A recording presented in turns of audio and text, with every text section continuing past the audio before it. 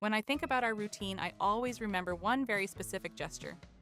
Puka standing on her skateboard, sliding across the kitchen as if that movement had made sense to her from the very beginning. Her little ears stay alert, her body relaxed, and the way she balances looks almost natural. It's always like that. She hops on, feels the motion, and lets the board carry her as if it were simply part of the way she exists inside our home. Puka came to us some time ago, and I remember clearly the day I brought her home. She was tiny, curious, and had that attentive look that seemed to follow everything around her. My husband wasn't much of a cat person, so his adjustment started slowly. During that first week, we were trying to sort out some things to donate, and he gathered several of his old skateboards. That's when everything started happening without anyone really planning it.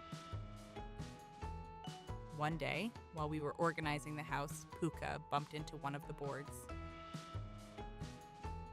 The sound and movement caught her attention.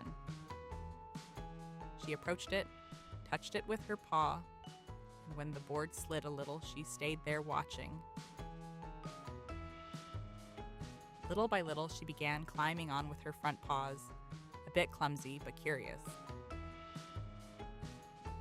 Every small slide made her test a new posture. The whole scene was so spontaneous, it was impossible not to notice from across the room. As time went on, we began playing with her in the kitchen. It was the space where everything seemed to flow more lightly. Sometimes she'd place one paw on the floor to push herself forward. Other times she'd lie down on the board as if she were resting right there. The movements were small but constant, and my husband was always nearby watching her. Gradually, the two of them grew closer. He would skate around the kitchen, and Puka would run after him, following the motion with her wide open eyes. When he stopped, she leaned against the board. When he started sliding again, she climbed back on.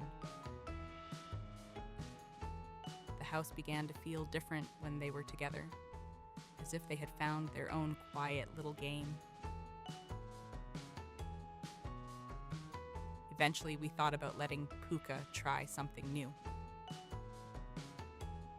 We bought a small ramp, and she adjusted quickly to the new obstacle.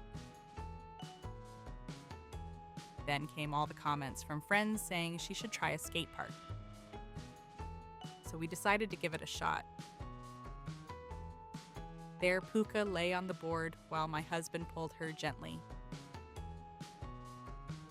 Seeing the two of them in that bigger space, her relaxed, him guiding, felt like an expanded version of our kitchen, just with more wind and more room to glide. There were also many moments of affection. On many of our days, Puka curled up on his lap and lifted her paw to touch his face or rest it gently on his chin. It was a delicate gesture, almost like her little signature.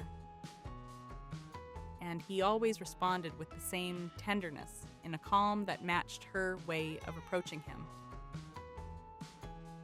Now, whenever I watch the two of them together, everything goes back to that first touch on the skateboard. Our whole home seems shaped by what began there. Her exploring, him accompanying, and the two of them finding a rhythm that repeats even on the quietest nights when she lies on the board waiting for his soft push. In the end, I think that small moment, the tiny cat touching the skateboard for the first time, ended up defining the way they move through the world together. And somehow, every time I see Puka sliding through the kitchen, it feels like the whole story circles back to that one gesture.